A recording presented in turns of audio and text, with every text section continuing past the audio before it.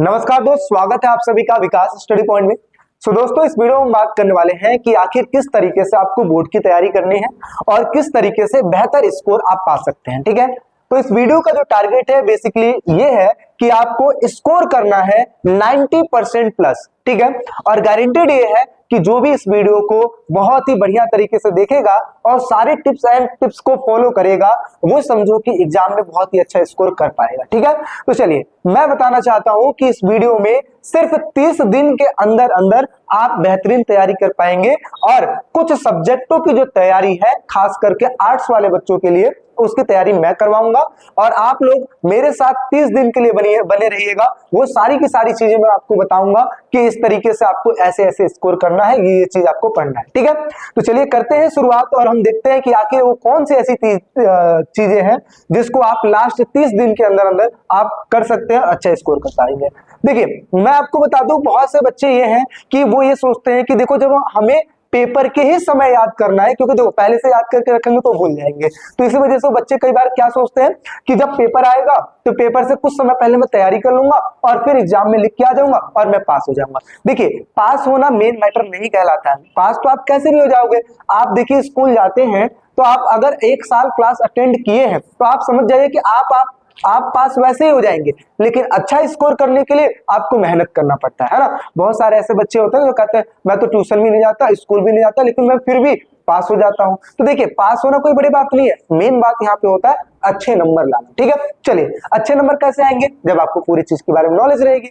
तो इसी वजह से लास्ट के 30 दिन में किस तरीके से आपको मेहनत करनी है, वो सारी की सारी चीजें मैं आप लोग को बताऊंगा। उस चीज को आप लोग फॉलो करिएगा। ठीक है, चलिए सबसे पहले मैं आपको यहाँ पे कुछ कमेंट्स दिखा देता हूँ। ठीक है, और ऐसे ऐसे बच्चे जो होते हैं, इन्हीं बच्चों की वजह से कुछ मोटिवेशन टीचर्स को भी आते हैं, क्योंकि जब बच्चे मोटिवेट होते हैं तो टीचर्स ऑलरेडी मोटिवेट हो ही जाते हैं। क्योंकि देखो बेसिकली होता क्या काम है कि जो टीचर मोटिवेट होता है तो बच्चे ऑलरेडी मोटिवेट होते हैं, लेकिन कई सेंस में ऐसा भी होता है कि जब बच्चे मोटिवेट होते हैं तो बच्चों को देखकर टीचर भी मोटिवेट होते हैं। देखिए, बच्चे का कमेंट क्या है कि इसने कुछ बातें ऐसी लिखी है जो बिल्कुल अच्छी लगी है और आप लोग के कमेंट्स को मैं इस तरीके से फ्लैश भी करके दिखाऊंगा कि आखिर आप किस तरीके से मोटिवेटेड है और किस तरीके से आप लोग तैयारी कर रहे हैं। देखिए क्या लिखा है, अकेले होना और अकेले रोना कई बार इंसान को मजबूत बनाता है। बहुत ही बढ़िया लाइन लिखी हुई है, इसी वजह से मैं आप लोग को दिखा रहा हूं कि अकेले होना। देखो, अकेले इंसान कब होता है, जब वो किसी लंबी चीज की, मतलब ये समझो कि कोई भी ऐसी चीज जो बहुत ही ऊंची है उसकी तैयारी कर रहा हो। फॉर एग्जांपल, आपके दिमाग में है कि आपने सोचा कि मुझे 95% प्लस स्कोर करना है। हालांकि आपके क्लास में बहुत से बच्चे ऐसे हैं जिनको कुछ भी नहीं पता, कोई लेना देना नहीं है कितने मार्क्स आएंगे, कितने क्या आएंगे, सिर्फ पास होने से मतलब है। लेकिन कुछ बच्चे ये हैं जो टारगेट बनाएंगे। तो ऐसे ही आप उन बच्चों में से एक बन जाओगे जो टारगेट बनाएंगे, है ना। तो यही है, तो उसके लिए आपको मेहनत करना पड़ेगा और अकेले मेहनत करोगे तो अकेले तो होना ही पड़ेगा। अच्छा, इससे होगा क्या, इससे होगा ये कि आप मेहनत करते रहोगे और उसके बाद रिजल्ट आएगा और रिजल्ट आपको एक मजबूत इंसान बना देगा। तो वही चीज है। सेकंड क्या लिखा है कि अकेले रोना। देखो, कई बार कहा जाता है कि इमोशनल हो जाना, इमोशनल मतलब एक तरीके से इमोशन में आ जाना एंड देन रोना, ये भी एक प्रकार की एनर्जी होती है। ठीक है, और जो कि आपको अंदर से स्ट्रांग बनाती है। तो इसी वजह से ये चीज लिखा है, अकेले होना और अकेले रोना कई बार इंसान को मजबूत बनाती है। और सेकंड लाइन ये लिखिए, बहुत ही बढ़िया लाइन है कि कामयाबी के सफर में धूप का बहुत महत्व होती है, क्योंकि छांव मिलते ही कदम रुकने लगते हैं। बिल्कुल सही बात है, जैसे ही आपको छांव मिलेगी कदम बिल्कुल रुकने लगेंगे। अब देखिए, मैं आपको एक चीज और बताता हूं।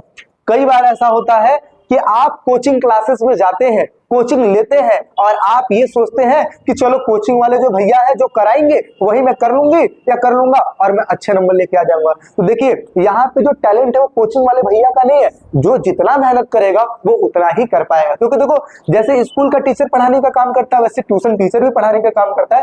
पढ़ना ना पढ़ना वो बच्चों के हाथ में होता है ना, ऐसे। लेकिन जो आसरा ले लेता है ट्यूशन टीचर का, वो समझ लो कि वो अच्छे नंबर नहीं लाएगा, बल्कि आसरा इस चीज के ले लो ताकि अपनी कमियों पर काम कर पाओ। ठीक है, यानी कि ऐसे कि जैसे छांव मिल गया है तो आप थोड़ा सा रुक जाओ एंड देन क्या करो, स्पीड अपना पकड़ लो। ऐसे ये नहीं कि छांव मिल गया तो सो जाओ। इसी वजह से ये चीज मैं अच्छा लगा है और मैं आप लोग के सामने रखा हूं कि कामयाबी के सफर में धूप का बहुत महत्व होता है, क्योंकि छांव मिलते के साथ ही कदम जो है रुकने लगते हैं। ठीक है, चलिए इस मोटिवेशन के साथ अब हम करते हैं वीडियो की शुरुआत, आखिर किस तरीके से हमें तैयारी करनी है। देखिए भाई, तैयारी के लिए यहाँ पे बेस्ट स्ट्रेटजी मैं ये बताना चाहता हूँ कि 3 प्रकार की चीजें हैं। पहली चीज तो ये देखिए, पहली चीज की अगर मैं बात करूं तो पहली चीज क्या लिखा है, बेसिक स्टडी। अच्छा बेसिक स्टडी क्या होता है, अभी देखेंगे आप लोग लास्ट के अगर 30 दिन, ठीक है 30 दिन, हाँ चलिए लास्ट के आप लोग के पास 30 दिन या फिर ये मान लीजिए 40 दिन आप लोग के पास बचे हैं। 30 दिन मैंने मोटा मोटी इसलिए लिया है ताकि बीच में जो है ना फेस्टिवल्स वगैरह हैं, थोड़े बहुत सेलिब्रेशन वगैरह आप लोग करोगे, इस वजह से वो 10 दिन मैंने हटा दिया है, बचे अपने 30 दिन मैंने लेके वो किया है।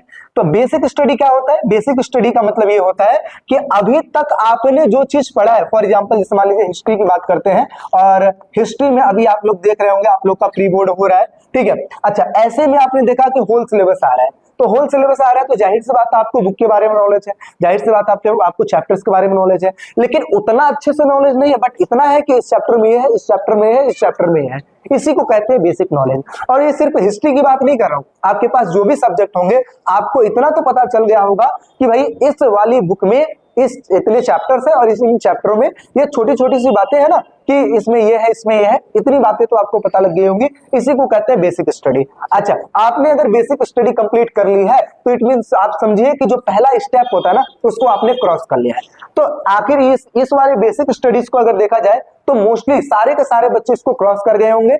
अब बात आती है यहां पर और इसके बाद इस लास्ट वाले पर, जो इन दोनों पे काम कर लेगा ना वो ये समझो कि वो बहुत ही अच्छा कर पाएगा। कैसे करना है भाई, क्या लिखा है, क्वेश्चन कैसे पूछे जाते हैं। अब इसका मतलब क्या हुआ, क्वेश्चन कैसे पूछे जाते हैं, आपको क्वेश्चन पेपर उठाना पड़ेगा। क्वेश्चन पेपर जैसे प्रीवियस ईयर्स को क्वेश्चन पेपर होते हैं, कहां मिलेंगे भाई, ये मार्केट में मिल जाएंगे। मार्केट में आप 10 ईयर के नाम से जाने जाते हैं, तो 10 ईयर का अगर आप ले लेंगे तो पिछले साल कैसे पूछे था, पिछले से पिछले साल का कैसे पूछा था।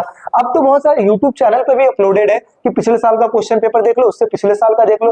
तो उन क्वेश्चन पेपरों को देखना है कि आखिर किस किस टाइप से क्वेश्चंस आते हैं, तो इससे आपको ये आइडिया लग जाएगा कि क्या सटीक क्वेश्चन पूछ रहा है या फिर क्वेश्चंस को घुमा के पूछ रहा है। ये चीज जजमेंट करना आ जाएगा, ठीक है। तो सबसे पहला बेसिक स्टडीज करना है, एंड सेकंड इज क्वेश्चन कैसे पूछे जाते हैं, इस चीज पर ध्यान देना है कि आखिर इस तरीके से क्वेश्चन पूछे जा रहे हैं, ठीक है।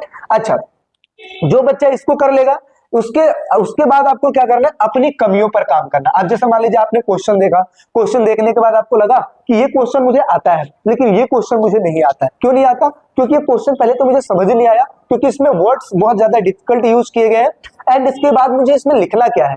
चलिए ये 8 नंबर का क्वेश्चन है लेकिन मुझे उतना तो नहीं आ रहा, बट इतना इतना आ रहा है। तो आपने ये सारी चीज थिंक किया और थिंक करने के बाद आपने सोचा कि इसको और बढ़ा चढ़ा के लिखना है, तो कैसे लिखेंगे, जब ज्यादा पढ़ेंगे तभी तो लिखेंगे। फिर आपने उसको पढ़ना शुरू किया, तो यही है, अपने कमियों पर काम किया। अच्छा कमियां क्या क्या हो सकती है, कई सारे बच्चों की कमियां हो सकती है, राइटिंग प्रॉब्लम है ना, लिखने का तरीका हो सकता है, हाउ टू प्रेजेंट, ठीक है, ये भी एक दिक्कतें हैं। अच्छा इसके साथ साथ कई बार ये भी हो जाता है कि भैया हम लिखे तो लिखे कितना कितना लिखे, तो ये भी एक प्रकार की दिक्कतें हो जाती है। तो कमियों के ऊपर थोड़ा सा काम करना है ना, तो कैसे कैसे करना है वो सारी बातें हम करने वाले हैं आगे, लेकिन बस इतना समझ लेना ये 3 स्टेपों पे मैंने चीजों को बांटा है। पहला है बेसिक स्टडी जो कि ऑलरेडी बच्चों को पता है।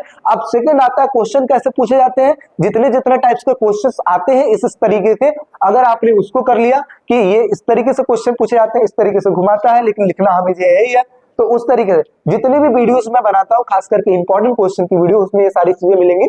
अदरवाइज मैं आपको बता दूं हमारे ही चैनल पे ऐसे ऐसे वीडियो आने वाली है जिसमें ये बताया जाएगा कि पिछले साल ये पूछा गया था, इस तरीके का क्वेश्चन आपको इसमें ये लिखना है, पिछले से पिछले साल ये पूछा गया था, ये क्वेश्चन हार्ड है, ये क्वेश्चन ईजी है, यानी कि A to Z हर चीज की तैयारी आपको करवाई जाएगी इस 30 दिन में, जो कि न्यू ईयर पे 2025 में आने वाला है 30 दिन। इस दिन आपको पूरा का पूरा सारा करवा दिया जाएगा ताकि आप लोग पेपर में बहुत ही अच्छा कर पाए, ठीक है।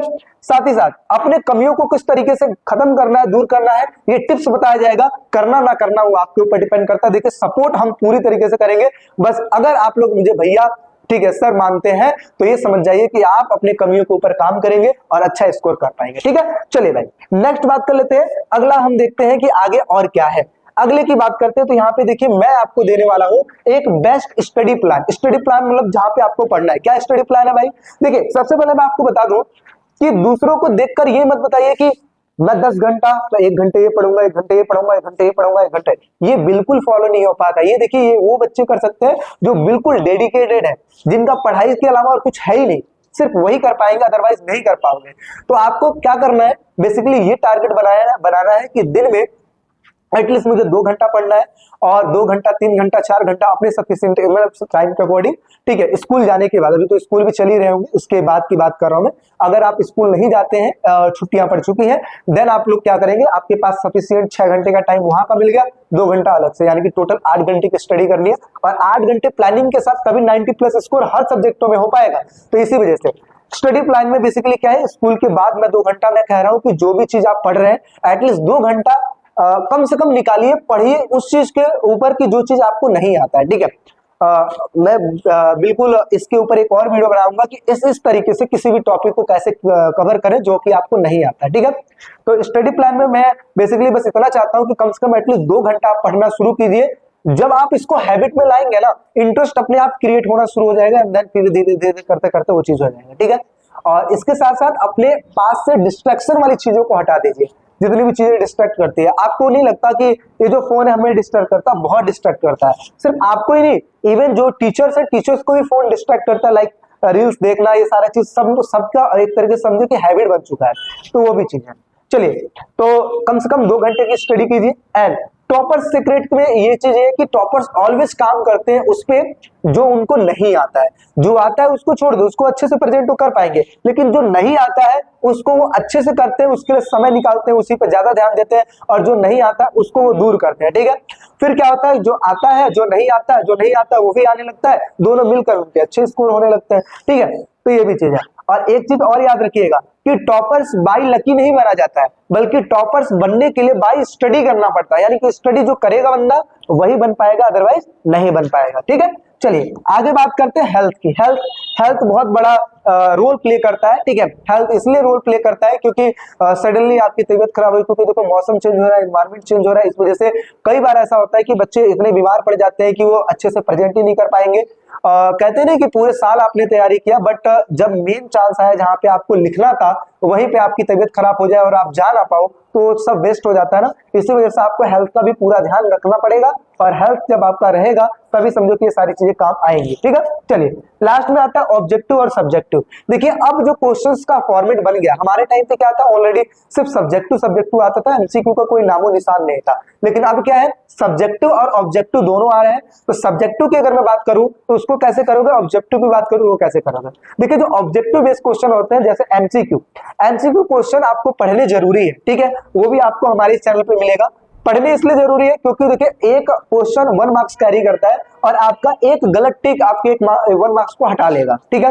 बट इसमें फायदा ये है कि ऐसे बच्चे जिनको ये नहीं पता है कि इसमें क्या आंसर होगा, वो तुक्का भी मारेंगे ना, इट मींस गेस भी करेंगे ना, तो भी हो सकता है कि सही हो जाए। तो यहाँ पे एक बेनिफिट ये मिल जाता है कि एटलीस्ट जो नहीं भी पढ़ के गया है, एटलीस्ट 5-6 नंबर वो तो लेके आ सकता है ऑब्जेक्टिव में। बट नेगेटिव पॉइंट ये है कि आपका एक गलत टिक आपके नंबर को खा जाएगा, ठीक है। ऐसा सब्जेक्टिव की अगर मैं बात करूं तो सब्जेक्टिव में एटलीस्ट समझो कि बच्चा कम से कम कुछ तो लिख के आएगा। अगर कुछ तो लिख के आएगा, ऐसे समझिए कि जो टीचर है ना उसको कुछ ना कुछ मार्क्स दे देगा, अगर वो कुछ ना कुछ उस टॉपिक से रिलेटेड कुछ ना कुछ चीजें लिख के आएगा। तो सब्जेक्टिव और ऑब्जेक्टिव में अगर मैं बात करूं तो दोनों ही अपने आप में एक अलग अलग लेवल प्ले करते हैं। तो इसमें आप लोग क्या करेंगे कि जितने भी क्वेश्चंस मैं करवाते जाऊंगा उन सारे क्वेश्चनों को करते रहना, वो सारी चीजें आपको कवर हो जाएंगी, ठीक है।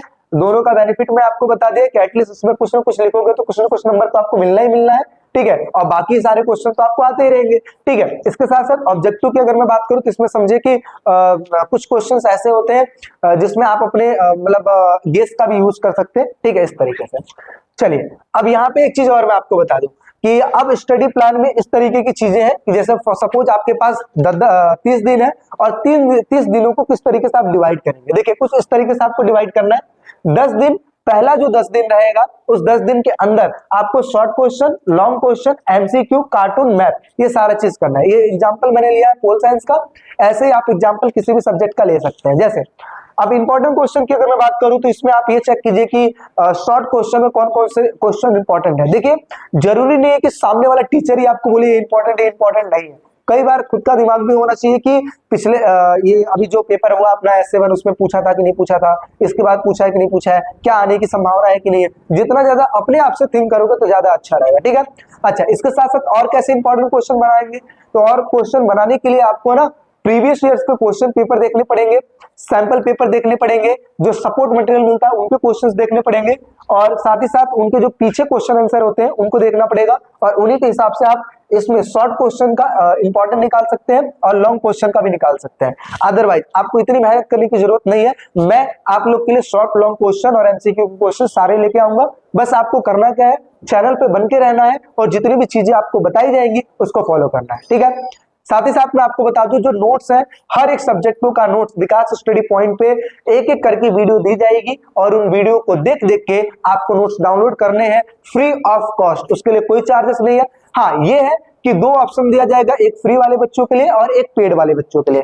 जो फ्री में लेना चाहता है वो फ्री में ले सकता है, लेकिन जो पेड में है वो पेड में लिए तो ज्यादा ही अच्छा है, क्योंकि देखो नोट्स बनाने में पैसा और समय दोनों लगता है, ठीक है। चलिए, तो ये चीज है। तो यहाँ पे पहले 10 दिन तो आपको इस तरीके से तैयारी करना है। अगले 10 दिन आपको क्या करना है, प्रीवियस ईयर्स के क्वेश्चन पेपर को सॉल्व करना है, एटलीस्ट 2 या 3 तो करना ही करना है। जैसे आप 2 या 3 करोगे, आप अपना समय दोगे उसमें, आपको ये बात पता ही लग जाएगा कि मैं 3 घंटे के लिए मैंने पेपर दिया और इन 3 घंटे के अंदर अंदर मेरा पूरा पेपर कंप्लीट नहीं हुआ, या हुआ तो कितना हुआ, आपने कोई क्वेश्चन छोड़ा कि नहीं छोड़ा, ये सारी चीज के बारे में आपको नॉलेज हो जाएगी, ठीक है। इसके बाद क्या करेंगे, इंप्रूव करने की कोशिश करेंगे, किस चीज को, जिसकी राइटिंग कमजोर है उसको, और साथ ही साथ स्पीड, मान लेते हैं आपका क्वेश्चन कुछ छूट गया है तो आप उसको दूर करेंगे। तो यानी कि ये हम कह सकते हैं कि जो भी आपके अंदर कुछ ना कुछ खामियां है, जो कमियां है, आप उसको दूर करने पे अपना ध्यान देंगे, ठीक है। तो पहला तो आपने इसको कंप्लीट किया 10 दिन, देन आपने पेपर सॉल्व किया एटलीस्ट 2 या 3, उससे ज्यादा भी आप कर सकते हो। 3 घंटे जब आप बैठोगे तो आपको ये समझ में आ जाएगा कि राइटिंग स्पीड आपकी क्या है, और साथ ही साथ किस तरीके से आपको करना है। अब इसके बाद जो अगला जो 10 दिन है वो ज्यादा इंपॉर्टेंट है, किस लिए, सबसे पहले आपको मॉक टेस्ट देना है, कि आपने पेपर दिया था, देने के बाद आपने इन पे काम भी किया, राइटिंग स्किल पे भी काम किया, स्पीड पे भी काम किया, एंड अगले 10 दिन आपको क्या करना है, मॉक टेस्ट करना है। और उन मॉक टेस्ट में मॉक टेस्ट करना है, मॉक टेस्ट मान लेते हैं एक मॉक टेस्ट आपने 3 घंटे का दिया, ठीक है, फिर आपको उसको चेक करना है। अच्छा, वही मॉक टेस्ट आपको उठाना है जिसका सॉल्व चीज हो, ऐसा नहीं कि रैंडम कोई भी उठा लिया, क्योंकि देखो उसको चेक करने के लिए ना तो आपके ट्यूशन टीचर मिल पाएंगे और ना ही आपके स्कूल टीचर उसको चेक करेंगे, क्योंकि 3 घंटे का पेपर है। हाँ, आपके टीचर और ट्यूशन टीचर ज्यादा कोऑपरेटिव हुए तो वो कर देंगे, अदरवाइज नहीं करेंगे, ठीक है। तो एटलीस्ट 3 घंटे का जो क्वेश्चन पेपर है वही आप सॉल्व करें जिसका सॉल्व पेपर दे रखा है, फिर आप खुद से उसको चेक करें कि क्या सही है क्या गलत है, एंड देन फिर रिवीजन मारे फुल सिलेबस का फिर उसके बाद फिर मॉक टेस्ट दे और फिर रिवीजन मारे, यानी कि टेस्ट दिया फिर रिवीजन मारा, क्या क्या गलती क्या क्या नहीं, क्या क्या क्वेश्चन आ रहे, फिर मॉक टेस्ट दिया फिर रिवीजन मारा, ऐसे करके। फिर इसके बाद क्या करेंगे, लास्ट मान लेते हैं कि आपका 3 दिन बाद पेपर है, तो एटलीस्ट 3 दिन पहले आपको ज्यादा से ज्यादा क्वेश्चनों को देखना है कि इस टाइप के क्वेश्चन आ जाएंगे तो मुझे ऐसे लिखना है, सिर्फ देखना है, पढ़ना है उसको, ये नहीं कि उसको लिखने लग जाओ, नहीं, बिल्कुल नहीं। मैं ये कहता हूं कि आपने इससे पहले ये सारी चीजें अगर आपने फॉलो कर ली तो उस समय सिर्फ और सिर्फ स्टडी करोगे ज्यादा से ज्यादा, इससे ये रहेगा कि एटलीस्ट जब आप पेपर में बैठोगे ना तो आपको ध्यान आएगा कि ये मैंने पढ़ा था, तो आप उसको लिख लोगे, ठीक है। तो लास्ट मौके पे सिर्फ पढ़ा जाता है, ना कि उसको लिखा जाता है, ठीक है। तो पहले 10 दिन आपको इंपॉर्टेंट क्वेश्चन की तैयारी करनी है, अगले 10 दिन आपको क्वेश्चन पेपर सॉल्व करना, जो कमियां है उस पर काम करना है, और फिर लास्ट में मॉक टेस्ट देना है, रिवीजन करना, फिर मॉक टेस्ट देना, फिर रिवीजन करना है, और उसके बाद इस तरीके से स्टडी करना है।